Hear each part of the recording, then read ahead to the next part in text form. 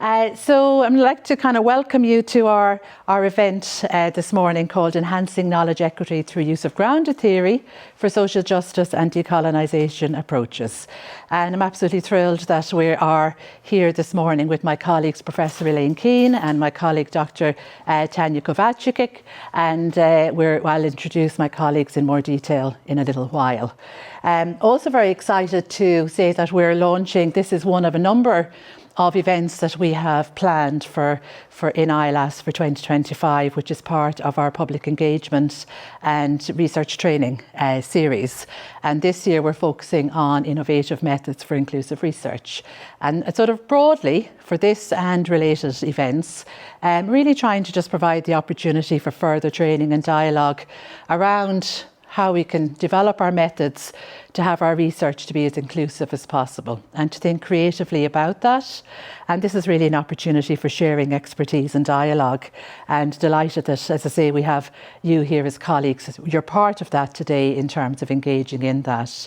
And I guess, you know, we're sort of keen to think about how can we keep working on this. This is for sure a work in progress. I don't know will we ever arrive at the destiny of knowledge equity, but certainly the journey there is really, really important, and in terms of how much we can do that. For further events, just keep an eye on our website on ILAS, or if you haven't already done so and wish to, sign up for our newsletter and you'll automatically get them. So to start the programme for today is I'm going to start just with setting the scene a little bit with a short presentation looking at some of the challenges and opportunities that we have. Then we're going to have our first main speaker, which is Professor Keane from the School of Education, talking to us about constructivist grounded theory. We'll have time for some discussion and dialogue, which is a really important part of the day as well, your voices and contribution. And then we'll have a break, followed by our next presentation from Tanya in relation to looking at decolonisation. Again, a little bit more time for dialogue, and we hope that if you're able to stick with us for the day, that we'll end the day with a lot of learning. I'm really looking forward to learning from my colleagues for sure today, but also with some actions or next steps that we can take away with us. So we're hoping to have an action-oriented end to the day if we can keep our energies up for that. So just as I say, for me, I'm just going to time myself because this is the type of subject that I could go on and my colleagues who know me are smiling because they know that risk.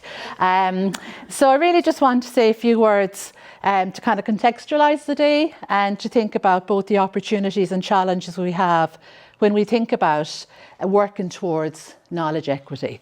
And I thought I would start with identifying the opportunities and achievements. We're here as part of a long process that has already been in place of a range of measures that we can say the people across a range of different disciplines have been taking in order to achieve this sort of broad position of more equity in knowledge, more knowledge equity, more approaches that are inclusive, more approaches that are breaking down power barriers, more approaches that kind of critically recognise kind of the power imbalance in relation to knowledge and how it's developed.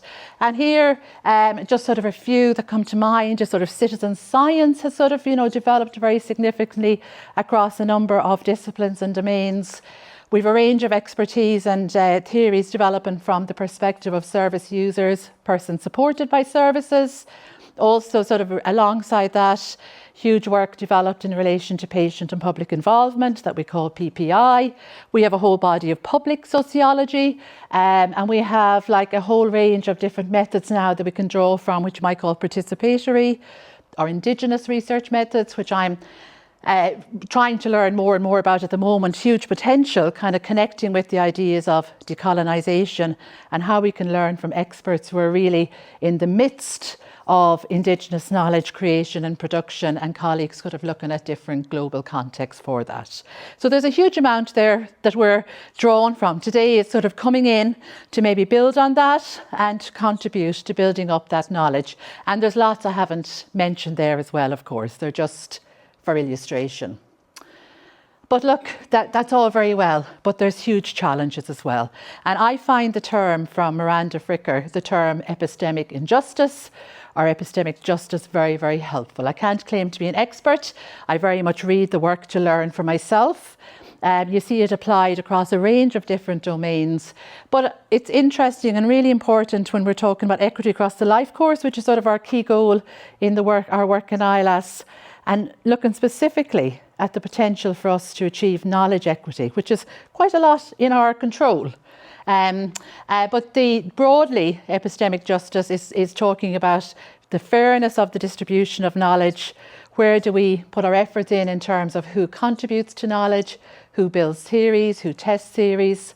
And injustice occurs when certain forms of knowledge dominate through power structures and inequality. So I could see a whole day coming up just on that alone. Yeah, but that's kind of the frame of how I think it's useful to think about knowledge equity. And again, we're all pretty familiar, I think, with some of the challenges that are well rehearsed in the literature, well experienced in terms of when we work with colleagues nationally and internationally, of despite the developments that we've made, there's still huge unequal power relations, particularly when it comes to knowledge production, theory, expertise. It's still more Western, global North dominated, even though there have been changes, yeah? And it's still mostly the domain of the academy, even though there have been changes. And I suppose one of the big challenges for me, standing here, is that I'm part of that problem. I am Western, and I am an academic, a professor in fact, and I am working and have worked in theory mostly from an academic context for the last 30 years. So I recognise, and I think that's part of being engaged in this process, we have to be self-critical and we have to be honest about the contradicted nature, the contested nature, and certainly I, for one, sort of look back and I can't look at some of the things I've written. I'm trying, I still can't say it's there, but I'm kind of more critically aware.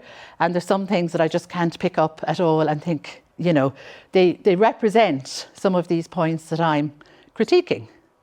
So we need to kind of be conscious of that. And I suppose with that spirit in mind, I thought I would talk a little bit about an illustration of that just from my own experience and from my own discipline. And it's what it helps also to maybe articulate how we came to identify the themes that we've chosen today in terms of moving forward. So in my disciplinary background, my theoretical background, social work, applied social science. And here you'll see a picture or a diagram from an article I wrote in 2019. Some of my colleagues will be so tired of seeing me pull this one out. And it's sort of the culmination of probably 30 years of learning to teach social work and research social work and using this idea of academic paradigms that's used in sociology or politics. And don't worry about it, I mean, it's really the shape and the way it's presented that's relevant here. And thinking about how do we organise our theories, how do we sort of, you know, I suppose tweak, what I would call tweaking these paradigms. And so as we update them, this 2019 paper, for example, it recognised that we need to kind of shift our thinking in terms of decolonisation, recognise that there's a huge contribution to knowledge production now from persons supported by services, persons who are expert. And it sort of was making a kind of confident, fairly reasonable, reasonably reliable argument that you can still do this, of use these paradigms and boxes and take into account how this knowledge is changing. However, as you kind of try to take that forward, it sort of feels that you're kind of locked in, that in a way those boxes are locking me in or locking us in a way of where do you go next. And I realised that one of the things that we have to do in relation to looking at knowledge equity across the board, I think we're at risk sometimes, myself included, of tweaking, of keeping with our existing structures, hoping we can hold on to what we all hold dear and that we can somehow achieve those kind of steps for change within existing structures. And while that might be possible to some extent, I certainly found that there really wasn't anywhere else to go in terms of trying to hold on to that more traditional academic structure. So over a good number of years, I've been working on thinking about how you might do it differently. And this is just concept. It hasn't been work that has been funded or published yet. Efforts have been made, and these are ongoing. And nonetheless, the process itself helps us thinking. So one of the thoughts I wanted to share with you today about the way I'm trying to think about it is moving from what I call from paradigm to paradale. And that's maybe moving from having kind of these academic paradigm structures to thinking about paradigms that are built with persons who have direct and lived experience. That's what the Dale refers to.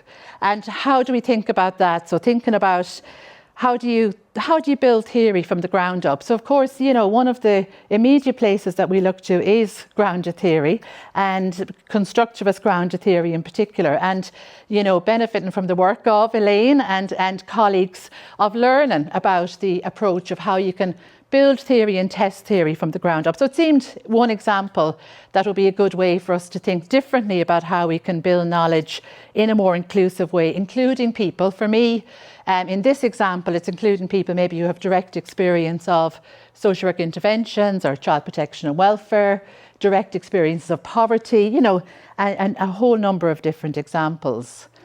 And then the kind of methods that we might use. A lot of the participatory Indigenous research methods are very conducive to that philosophy of partnership. And there's so many different approaches and methods. Again, we could have a whole series just on the methods themselves. But what doing this helped to do was to sort of think about outside of the box, literally, pardon the pun, but to think differently and to think creatively about how we work together to look at theory in different ways. And it doesn't mean discarding our traditional methods, but it does, I think, probably mean putting them aside for a while, or thinking about how we can kind of engage in testing and critique in inclusive ways. Now again, I'm just sharing that's work in progress. I hope I will have an opportunity to share how that develops in terms of piloting and developing a concept.